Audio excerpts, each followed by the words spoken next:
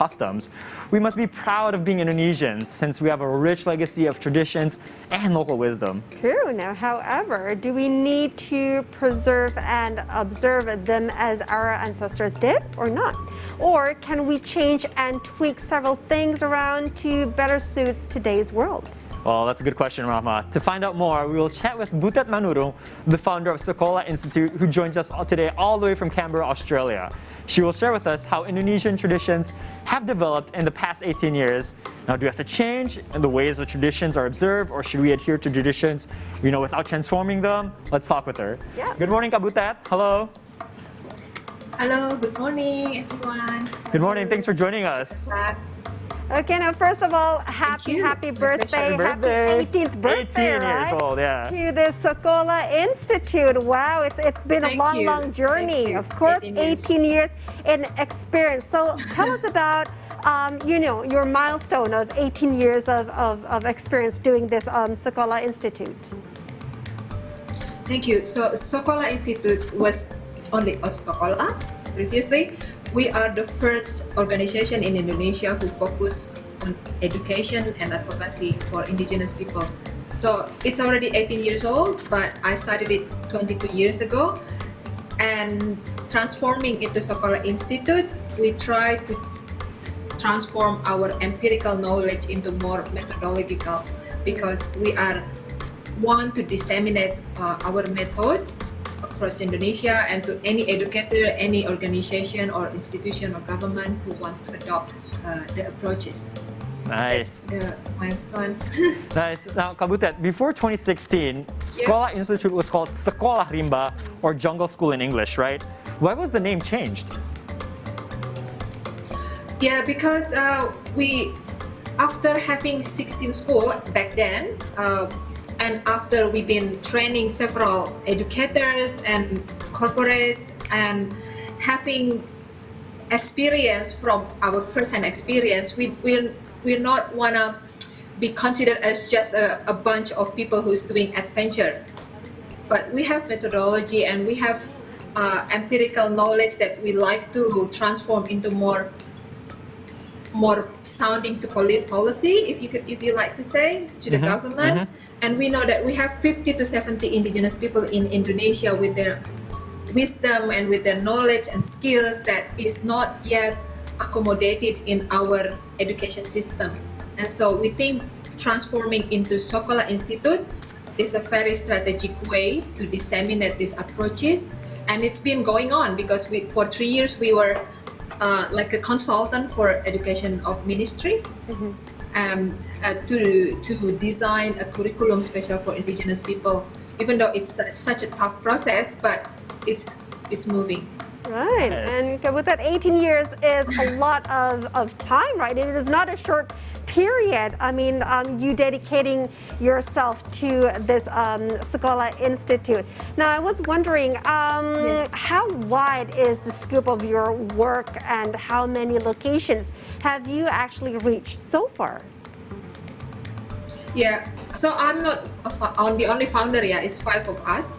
So we have one from Aceh Jaya, across to Asmat, Papua. So 17 so far. We have one in Halmahera, Maluku, in Sumba, in Flores, some in Sulawesi, some in Java. Yeah, so those 17 and reach 15,000. So it's spreading, individuals, and still continuing. Yes, spreading, still continuing. Right. Yeah. So. And Kak Butet, yeah. So again, you're saying it's all across, all the way from Aceh and Sumatra to Java to Sulawesi, all across, from the west to east Indonesian. Now, I want to ask you, have you ever come across, traditional or native Indonesian communities who rejected or reluctant to accept programs offered by the Sokola Institute? Yeah, no, only at the first time when I started in Jambi with the Orang Rimba, but we have assessment process to make sure that this not happen. And in assessment, we have 3 criteria to make sure that this community is at the stage of need an intervention of education that is sensitive to the culture and sensitive to their routine every day.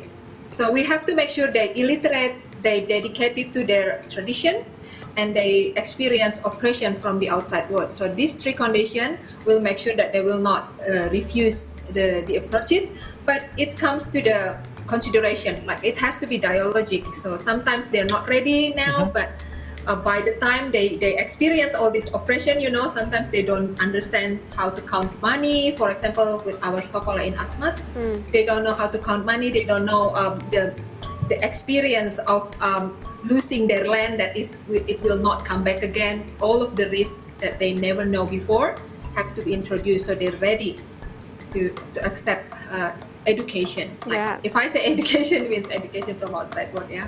True, true.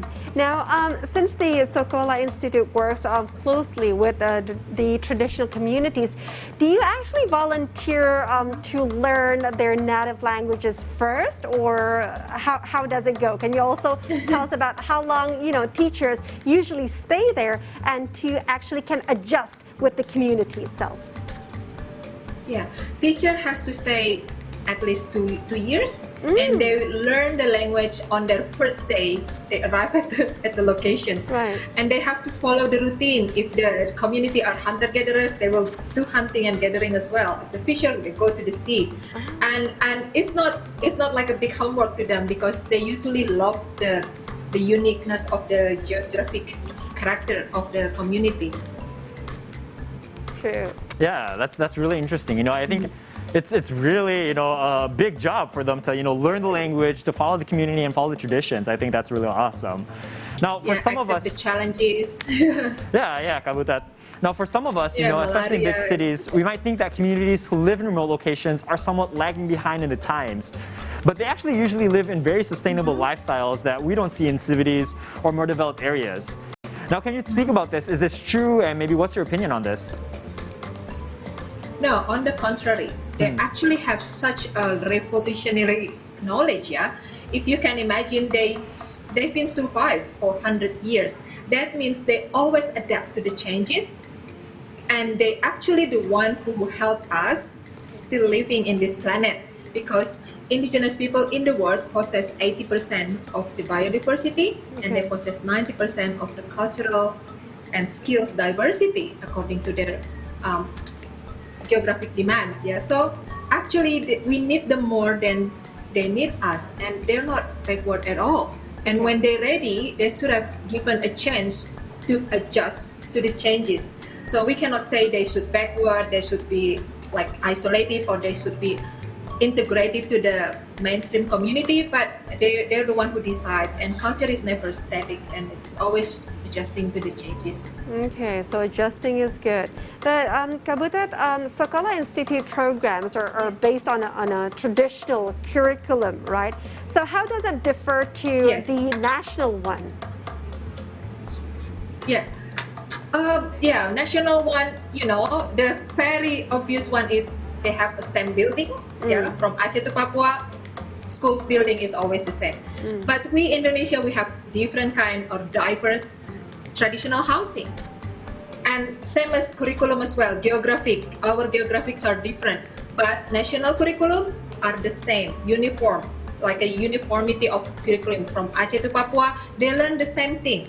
So national curriculum will never teach them how to be a good hunter, how to be a good fisher, or how to be a good farmer. So Sokola curriculum is adjusted to their challenges.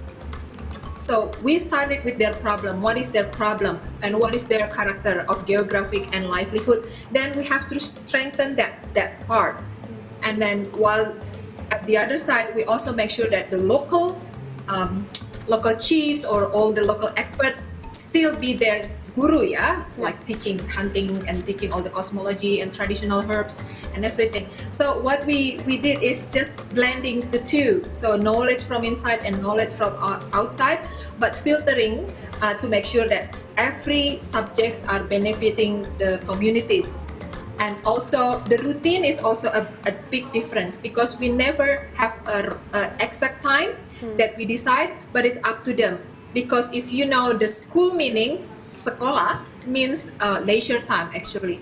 They have another school that they call maybe sekolah, school for life. Yeah, Right. School for life taught by their parents, but sekolah just teach whatever they need from outside. So not the whole curriculum from national. So sensitive to the culture and sensitive to the challenges, because otherwise, all of their locals will be replaced with this thing from Jakarta. Yeah, Right. the local language will be gone because we teach in Indonesia at school, but at Sokola we teach in the local language. So that's also the first instilling the culture, so not uprooting them. Right. Yeah, I think no, that's great. I think it's not uniformity. It's adjusting to the local culture. Adjusting to the language, and the routines are different. Now, Kak Butet, I want to ask you, right? Yeah. We know the last kind of year and a half, 2 years, we've been living in a pandemic. Now, how has the pandemic affected the Sakola Institute? Yeah, so that's also the one difference, yeah, because we live in 2 years within the community. We're not like back on and off. So we're not having really being affected. And indigenous people is actually the least community that is affected by pandemic. Yeah, this 0 case, Wow. and we don't need signal because we're there, and there is no signal anyway. Wow. Yeah, that's really impressive. Yeah, and 18 years of experience doing this, Kak Butet. I know that you've faces many challenges, right? That you've overcome with your team. But can you tell us about your most unique experience teaching the kids, somewhere around Indonesia? What's your memorable story about teaching them? At the beginning, my first and so amazing experience for me is when I was chased by the bear. Wow, Jason, you'll never forget that. It's only at the first weeks of my visit, and I was still wearing clothes like us city people. Okay. And then I found it so difficult. Before I thought, why do you wear loincloths like a Tarzan? It's so embarrassing. But when we chased by the bear, I was the one who left behind. Always caught by the bush and stuff. No. And when I climbed the tree, I always falling down. And because of all of my clothes wet by the river, and they said to me, "You look so stupid." And then I realized that being stupid or clever is actually bias. You can see orang rimba in the city can be the most primitive and stupid people, but in the jungle I was the one who looked so funny and silly. They said, "You are so old and you still cannot climb tree." Oh my God. So for them it looks so silly. So that's thing I learned, that actually indigenous peoples are professor in their own location. So no one more clever. Now, or Kak Butet, more as you call indigenous people professors, what are some takeaways that we can learn from them? we can learn. Okay, the contextual learning actually. The context learning. Come back to education, because contextual learning, they've been doing that before we talk about it. They existed before our country anyway. Their learning method is from playing, exploration, and observation. That's different. And their classroom is the universe. Right. So they learn everything from the first-hand experience, and that's irreplaceable. Right. Transforming learning into livelihood. They play bow and arrow. Yes. They play it as a toy, and then they play it with a real bow and arrow and get a real game. So that's the difference. And I think we should learn from indigenous people to be more contextual in our daily life. So many clever students from the very high reputation of school, Right. but the river around the school still full of rubbish, right? Right. If orang rimba came to Jakarta, they're confused. Why rivers in Jakarta are so dirty? I thought everyone in Jakarta goes to school. Yeah. So they have to see the connection between schools and application in your real life. Now, Kak Butet, earlier you mentioned that a lot of indigenous people, right, they experience land clearing. Can you speak a little bit more about that? What are kind of the challenges that we're facing, in 2021 about land clearing, and maybe how can we help them potentially? Like a deforestation and stuff, Yes. We've been we have what we call draft of the law of masyarakat adat that has been stuck at the DPR Parliament for maybe 7 years, and it's very endangered, and with this omnibus law it's even worse because it's happened at many places. Even during this presidential, more permit is permitted to land clear indigenous land, so more permits. But at the other side, in this presidential also, again, the very comprehensive approaches to indigenous people. So it's like two sides of coins, and I'm so worried about the speed of our economic growth, because that means also the loss for indigenous people's resources, because economic growth is often connected to the clearing of the land. Right.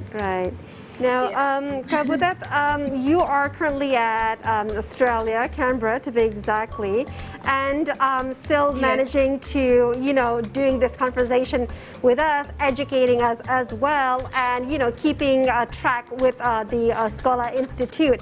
Now, do you have any messages for the Sakola Institute and the traditional communities in Indonesia?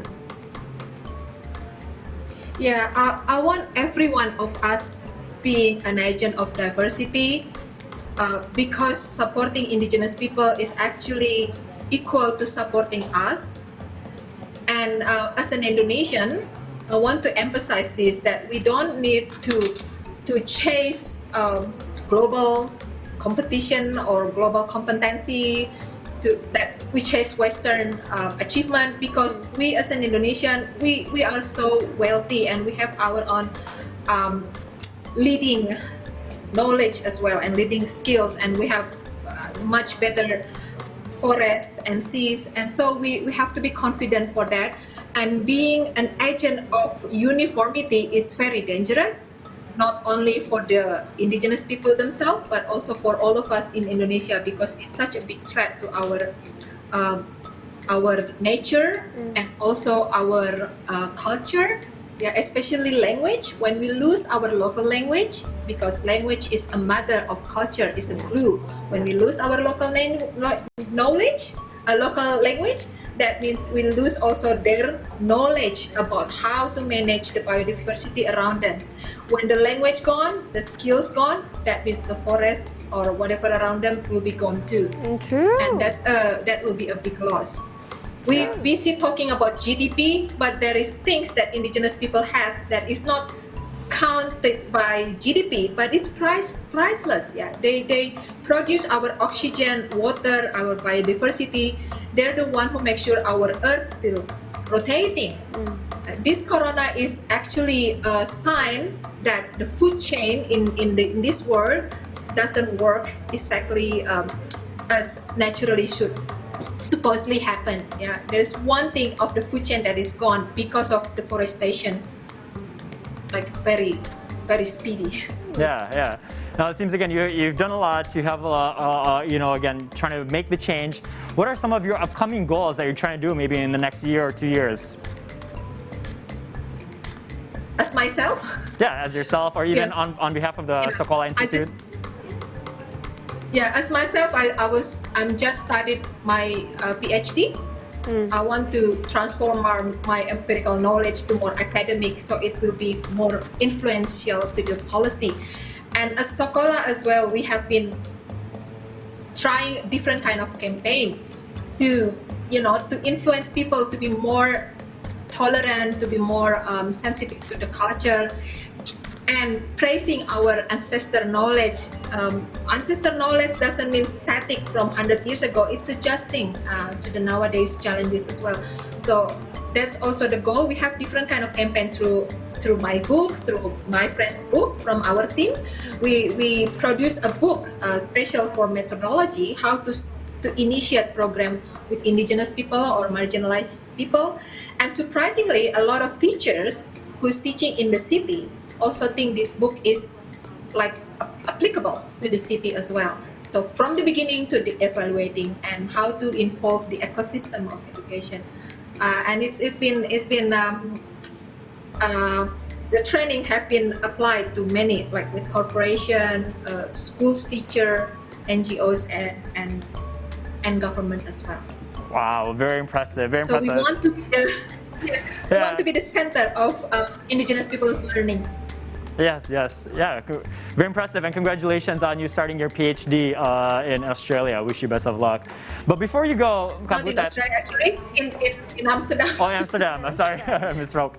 But Kak Butet, before you go, See Today is set to launch in October. So before we conclude our chat right now, can you congratulate the channel in a traditional language or dialect for us, please? Okay. Nawa baige engana kaharona hodana si morning show. Okay. That's so great. I cannot understand that, but I'm sure she wishes the best for C Morning Show, right? Yes. Okay, Kak Butet, thank you so Thank very much you. for the time. Thank you Okay, so much. Stay healthy, stay safe, okay? Bye now. You too, you too. Bye. I miss my country. Oh, Uh, hi. I mean, Wow. it's really, it's really happy to know people are actually, dedicating their lives and time